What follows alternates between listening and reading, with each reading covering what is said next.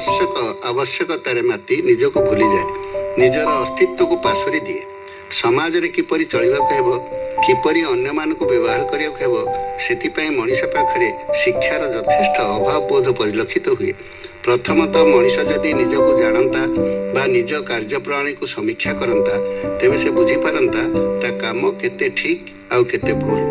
ସଂସାରରେ କାହାରିକୁ ଉପଦେଶ ଦେବା ଦରକାର ପଡ଼େ ନାହିଁ, କାରଣ ଆଜିକାଲି ସମସ୍ତେ ନିଜକୁ ଖୁବ୍ ଜ୍ଞାନୀ ଗୁଣୀ ବୋଲି ବିଚାର କରୁଛନ୍ତି। ଅନ୍ୟ ନିକଟରେ ପରିଚୟ ଦେବାକୁ ନିଜ ସ୍ତର ଠାରୁ ଅଧିକ କଥା କହି ପକାଏ। କୌଣସିଠାରେ ଶ୍ରମିକ କାମ କରୁଥିଲେ କହେ ସୁପରଭାଇଜର କାମ କରୁଛି, ମାଇନର ପଢ଼ିଥିଲେ କହେ ମାଟ୍ରିକ ପଢ଼ିଛି। ଏହା କରିବା ଦ୍ୱାରା ନିଜର କ୍ଷତି କରିବା ସହିତ ଅନ୍ୟର କ୍ଷତି ପହଞ୍ଚାଏ। ବାସ୍ତବରେ ଆମେ ନିଜର ପରିଚୟଟିଏ ଯୋଗାଡ଼ କରିପାରିଲୁ ନାହିଁ, ନିଜର ମହାନ ଗୁଣବତ୍ତାକୁ ଜାଣିଲୁ ନାହିଁ। ମେଣ୍ଢା ପଲରେ ରହିଥିବା ଶିଶୁ ସିଂହ ବଡ଼ ହେବା ପର୍ଯ୍ୟନ୍ତ ମେ ମେ କରିବା ପରି ଆମେ ନିଜର ଶକ୍ତିକୁ ପାସୋରି ଦେଇ ସାମାନ୍ୟ ଟିକେ ସ୍ୱାର୍ଥ ଆଶାରେ ନିଜର ବ୍ୟକ୍ତିତ୍ୱକୁ ହଜାଇ ଦେଉ। ଏହାର ଅନ୍ୟ ନାମ ବନ୍ଧନ ବା ପରାଧୀନତା। ଦୀର୍ଘ ବର୍ଷ ହେବ ଭାରତ ସ୍ୱାଧୀନତାର ସ୍ୱାଦ ଚାଖି ଆସିଲାଣି।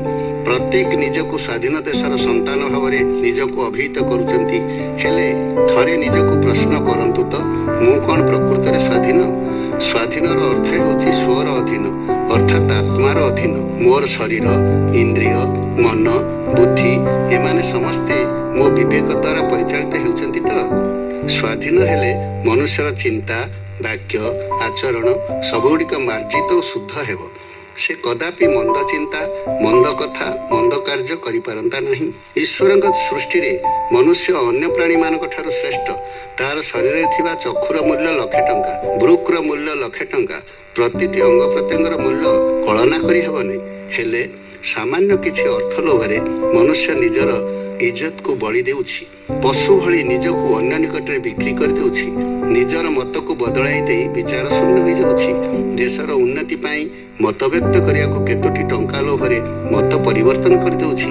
ବାସ୍ତବରେ ଦେଖିବାକୁ ଗଲେ ଯେଉଁମାନେ ଅର୍ଥ ଦେଉଛନ୍ତି ଏବଂ ଅର୍ଥ ନେଉଛନ୍ତି, ସେମାନେ ଉଭୟ ଅଜ୍ଞାନ।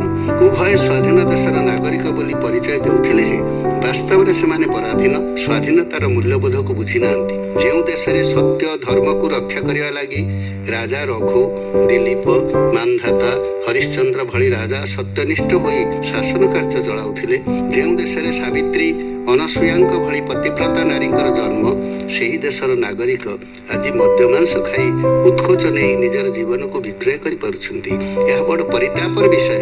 ଯେଉଁ ଦେଶରେ ରାଜା ରାମଚନ୍ଦ୍ର ସାଧାରଣ ନାଗରିକ ଧୋବାଧୋବଣୀର କଳି ଶୁଣି ନିଜର ପତିବ୍ରତା ସାଧ୍ୱୀ ସତୀ ସ୍ତ୍ରୀକୁ ନିର୍ବାସନ କରିପାରିଲେ, ଆଜି ସେହି ଭାରତବର୍ଷରେ ଲୋକଚରିତ୍ର ଓ ବ୍ୟବହାର ଅତି କଳୁଷିତ। ଆମେ କେବଳ ଆମର ଅତୀତକୁ ନେଇ ଭାଷଣାବଳୀ ମାରି ଗର୍ବିତ ହେବାର ଲାଗିছে ସିନା, ବାସ୍ତବ କ୍ଷେତ୍ରରେ ନିଜର ଉନ୍ନତି କଳ୍ପେ କେବେ ଚିନ୍ତା କରୁନାହିଁ। ଏବେ ବି ସମୟ ଅଛି। ଦେଶ ଜାତି ପାଇଁ ନିଜେ ଥରେ ସଚେତନ ହେଲେ ଦେଶର ବିପତ୍ତି ଆଉ ରହିବ ନାହିଁ।